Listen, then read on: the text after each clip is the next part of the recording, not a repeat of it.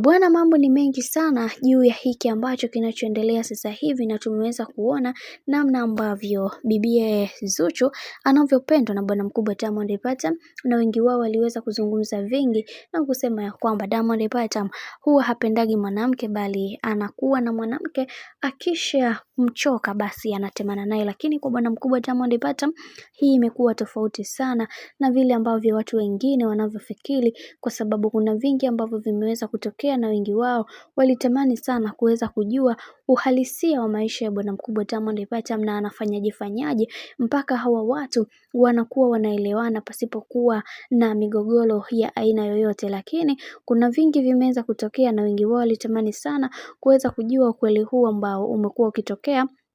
katikati yao, kwa sababu kila mtu anajua kwamba Zuchu ni moja kati ya mwanamke ambaye mara zote anahitaji heshima katika kila hatua ya maisha ambayo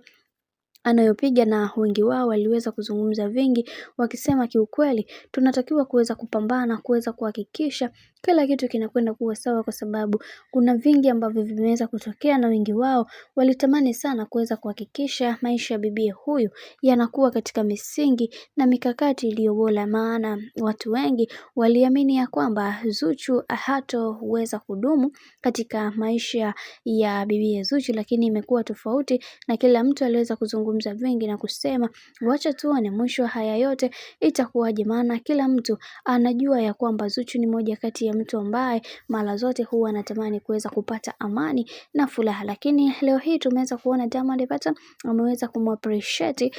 bibie Zuchu na kumwombea kwamba wewe ndio kila kitu katika maisha yangu, na pia na kuendelea na kuombea kwa Mungu kawe mtu mwema zaidi katika kila hatua ya maisha ambayo unayopiga. Bwana, mambo ndo kama hivyo ambavyo unavyozidi kuona mambo yanazidi kupamba moto kadri siku zinavyozidi kwenda, na hiki ndicho ambacho watu wengi walikuwa wanakitamani kuweza kukiona toka muda mrefu.